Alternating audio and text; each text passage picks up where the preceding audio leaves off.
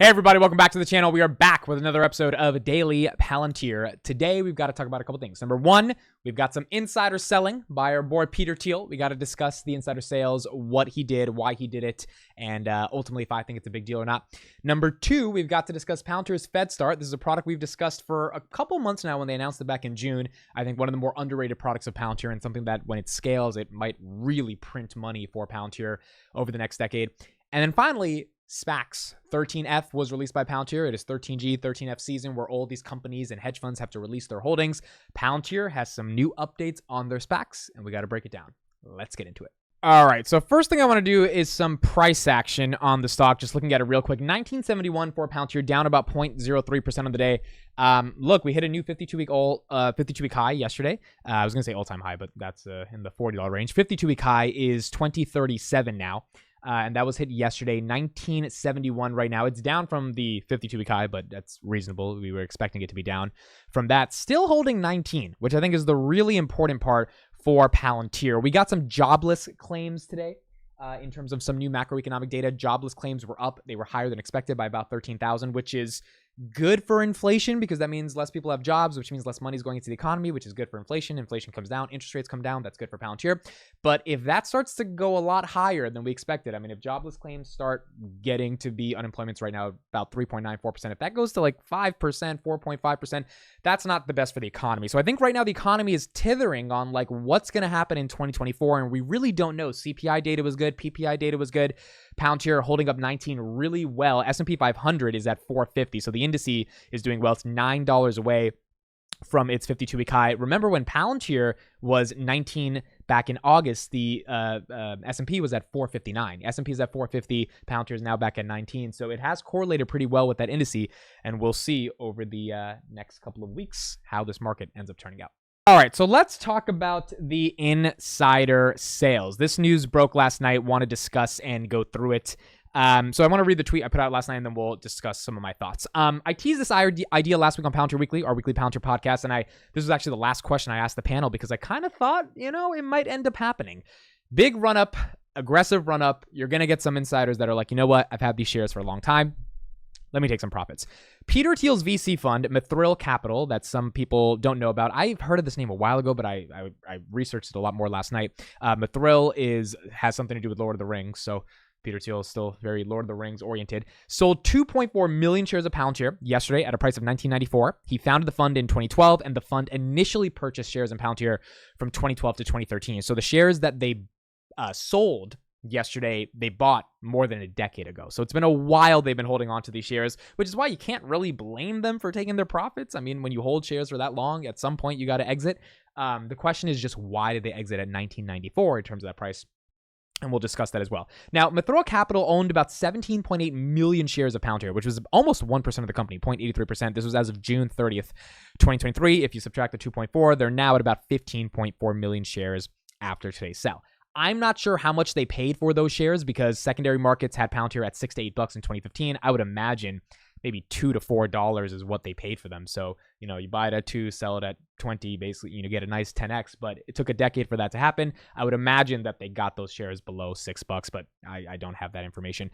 So what are my thoughts? 2.4 million shares is about 13% of their holdings. What this signals to me is that after 10 years of holding, they felt the stock was priced attractively enough to sell 13% of their position. They didn't sell at 14 or 13 or 12 or 11 or 18 or 17. They sold at $19.94. So when it got to that $20 target, that's when it seemed like Peter was ready to sell. Now, remember, Peter is also a co-founder of Palantir, so he, I think, knows about the company a lot better than most people, and not only just knowing about the company, the potential, which is why he didn't dump all of his shares, right? He still is, I think, one of the largest shareholders, individual shareholders of the company. He obviously massively believes in Palantir and what they can become, but at some level, he is also a good expert and I would say savant on understanding business and valuation. I mean, this guy is one of the greatest capital allocators of all time. And so when a valuation starts to get to a point where it seems a bit frothy, you could imagine that Thiel takes 13% of the holdings that they bought a decade ago And it's like, you know what? We should take some profits. No one ever went broke taking some profits.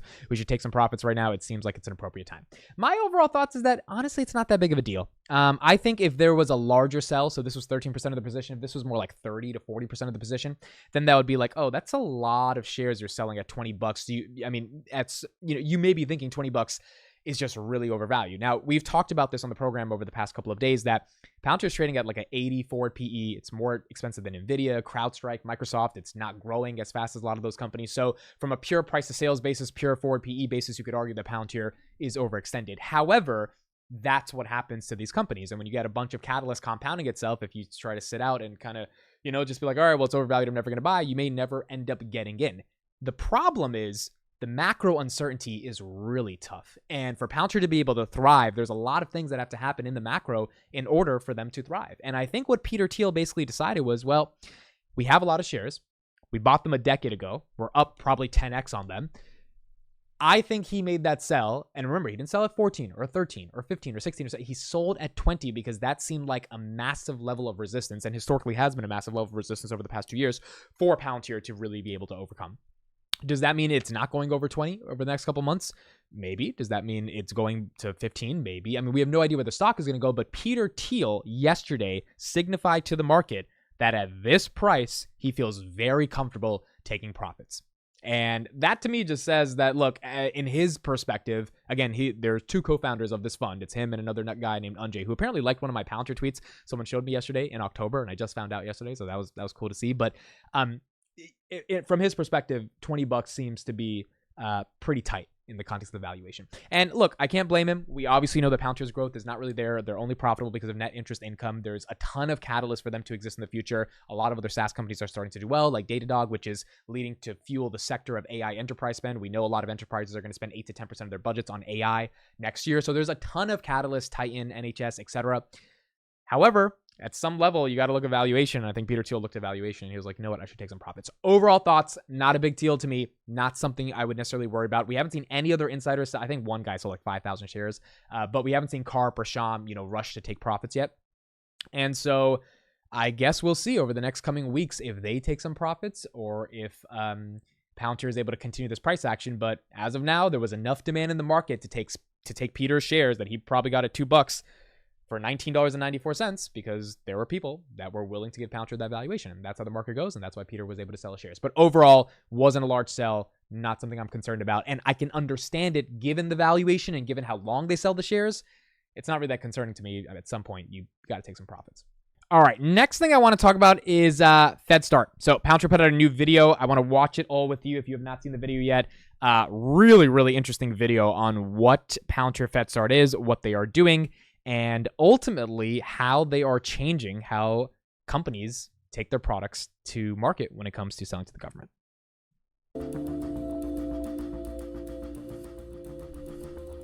The U.S. government is hungry for new and innovative technology. The opportunities for startups and established companies alike to deliver cloud-based solutions to federal customers are large and growing rapidly. Whether your company works in artificial intelligence, cybersecurity, process automation, or any other category, chances are there are civilian and defense agencies that need and want your products. If you want to deliver your technology as a software as a service, or SaaS, to the U.S. government, the first hurdle you have to overcome is getting FedRAMP or impact level accreditation. FedRAMP will enable you to serve civilian agencies, such as the Departments of Agriculture and Treasury. An impact level accreditation will open up the Department of Defense market. We're excited to introduce Palantir Fedstart, a solution that helps technology companies launch into the federal government market by dramatically reducing technical barriers to entry, specifically these accreditation hurdles. These credentials come with significant challenges, however, limiting the ability of innovative companies to rapidly deliver solutions to the federal government. For small or commercially focused businesses, this can create a massive chicken or the egg problem. Do we invest in accreditation now in the hope that we will have government customers 18 months in the future? Or do we wait until we have the customer interest and then hope they remain engaged as we make it through the lengthy accreditation process? This is why many companies choose to delay entry or forego the federal market altogether, missing out on a multi-billion-dollar software market and denying the government access to potentially game-changing technology. Fedstart is designed to eliminate this dilemma. By partnering with Palantir, companies can shorten time to accreditation to 3 months or less and move costs to a consumption-based pricing model that scales with your business. You can start your federal journey today with confidence that you will be able to serve your customers on their timeline. Let's look at how Fedstart works. Solution providers deploy their existing containerized applications into Palantir's already accredited Fedstart environment using open source standards such as Helm charts. The Fedstart Kubernetes infrastructure, which runs on top of AWS GovCloud and Azure Government, manages FIPS validated encryption, logging, authentication, vulnerability scanning, and more, so that you don't have to.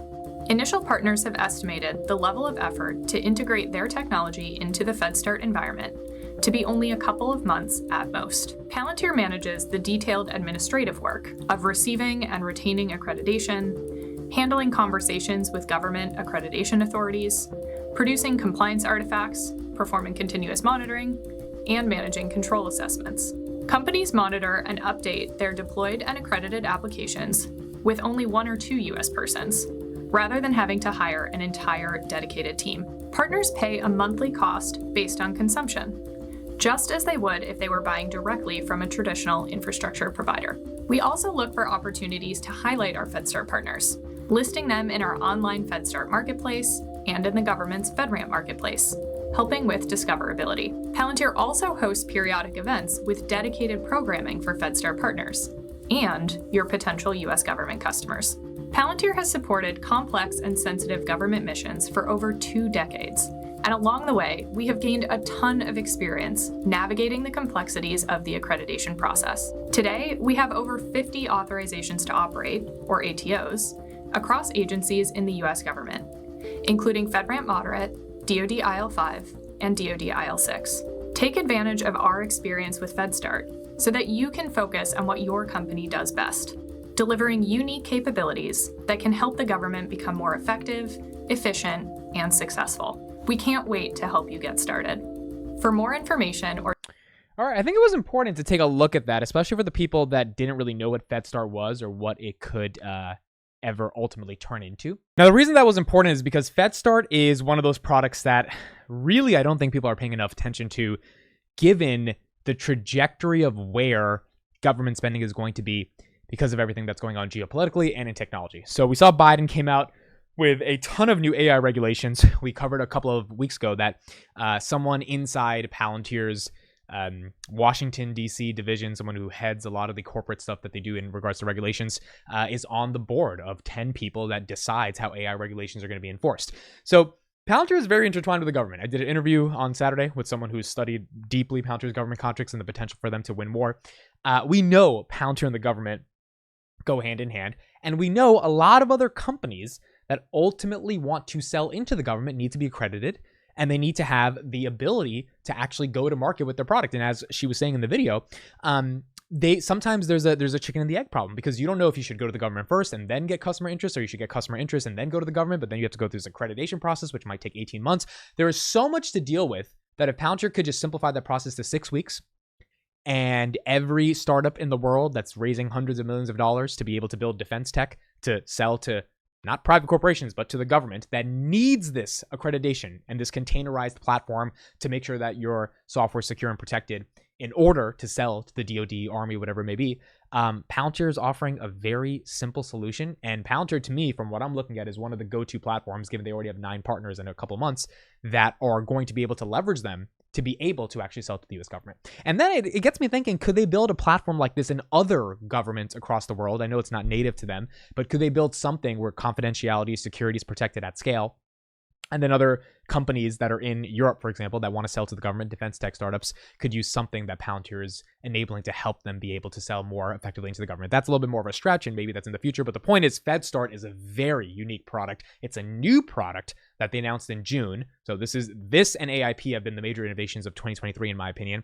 And as we're looking for AIP to scale, we also really have to look for what Fedstart is doing and how that can scale, because that's a way that even if Palantir doesn't win government contracts, if other companies are winning government contracts, Palantir gets a piece of those contracts, because Palantir helped those companies get those contracts in the first place, which is why, to me, they're just, again, becoming more of that platform-like approach to a lot of these startups that exist. All right, final thing we're going to talk about is SPACs. We've got some new SPAC updates.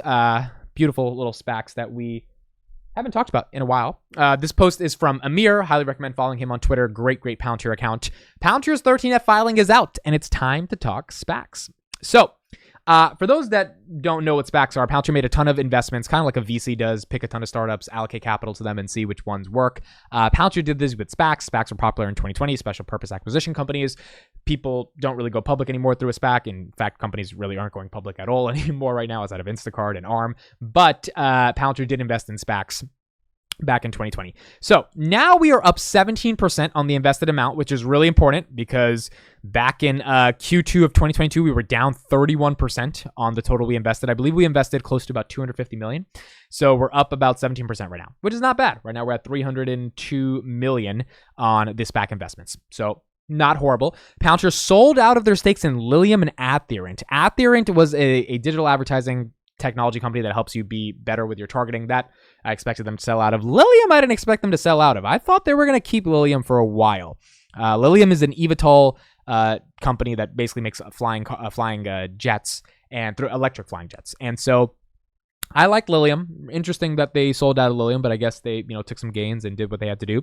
They trimmed about 7.5 million Rubicon Technology shares. This is like a digital waste management company. They got a bunch of them. They were granted them a couple quarters ago, but they sold this. This stock had a crazy run up. I mean, RBT, it went up like 200% or something, but then came crashing back down. So they trimmed some of that. Maybe they trimmed on the run up to that. They added 6.9 million shares of LIFW. I actually don't know what that one is, but they were awarded that like a grant similar to Rubicon. And they have a new position in SRFM. They were awarded shares in that as well. So we're going to look at those two ticker symbols right now, not go super in depth on them, but just to see what those companies are. So Life Storage, LIFW, is MSRP Recovery.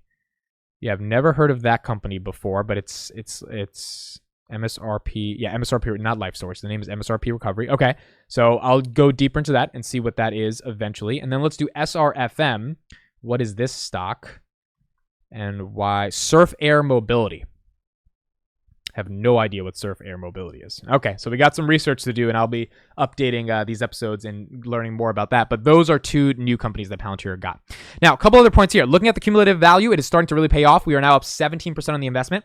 The value is made up of SPAC revenue income, so revenue income they get from the actual SPACs themselves that becomes theirs, which is like them paying for Palantir's platform. Remaining equity value of their actual shares, and estimated equity value from the proceeds of the sale. So they get money from the SPACs that are paying for the software. They get money from the actual equity value of their stakes in those companies, and then they get money from the sale of the equities that they do. The breakdown of SPAC revenue versus total commercial revenue, as we can see, historically, SPACs have made up a significant chunk of our commercial revenue. Now, this is a really, really important slide because it's important to understand what Palantir's revenue is like outside of the SPACs. And Alex Karp on the Q3 call said that Palantir is growing at 52% year over year if you take out the SPAC revenue on US commercial from already a big base, which is pretty phenomenal, right? So it's really nice to see that SPAC revenue doesn't necessarily become the majority of the commercial revenue writ large, and particularly in U.S. commercial, Palantir, growing 50% year over year is just amazing from there. A couple of things Amir said that was really interesting. A lot of people hate on the SPAC strategy, but I think it mainly stems from not understanding it. I've not seen anyone cover them in depth at all besides me. Let's break it down. What are the benefits? Each SPAC contract is 5x the average commercial size, which is really good, right? So I think average commercial, they're getting like 2.9 million. Each SPAC contract, they're getting like 15 million, which is awesome. Palantir's mission is to be on the front line, so the SPACs were strategically spread out among 24 different industries for the free R&D. Karp has talked about that many times, right? Getting a lot of experience and on the front lines working with some of these companies. While the equity investment was big, the total deal value was 3x the size of the investment, which is good. And Palantir does not have to keep the equity in order to get paid according to the contracted value, and thus has sold off equity each quarter for many quarters. So for example, with Lilium that's using Palantir software, they're not going to stop paying Palantir just because Palantir sold out of the shares. So Palantir got into a deal that was 5x worth their average contract value in 2020. They got profit off the shares, and they're still getting paid by the company using their software. To me, this was kind of a no-brainer. Obviously, when the position tanked 30% in October of July of 2022, when things hit the fan because the market crashed, then yeah, like it's going to look like a bad deal. And obviously, Palantir stock went to $6-7 because of that. But things have recovered.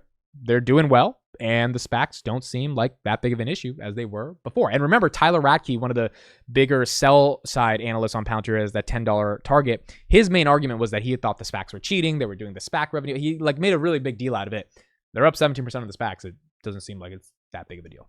All right, that's it for me today. Thank you guys so much for listening and watching. Big news for today was those insider sales from Peter Thiel. At the end of the day, it does seem like he thinks 1994, $20 is getting a little up there for Palantir. So we'll see how the market reacts to it, if the stock can keep moving in the right momentum that we want to see it moving in, or if there is a bit of a pullback because maybe the market feels that, you know what, this is starting to get a little overextended where the macro goes. I did talk to some people today that felt Thiel selling wasn't necessarily bad, but it gave them a signal to be like, all right, if he's selling at this price, even if he's selling some of his position, maybe I should think of taking profits. Now, you have to make whatever decision you have to make, right? That's your own personal decision. But my philosophy is like, kind of don't sell your winners, go long, and just that is how it is, especially when you have a generational company, and like just keep adding to the position over time and you will be rewarded. But if you are trying to take some profits, you really can't blame yourself when the insider himself, Peter Thiel, is like, you know what, I like this price and I'm taking some profits. So something to think about. Thank you guys for watching. Let me know your thoughts and comments, and I'll see you in the next one.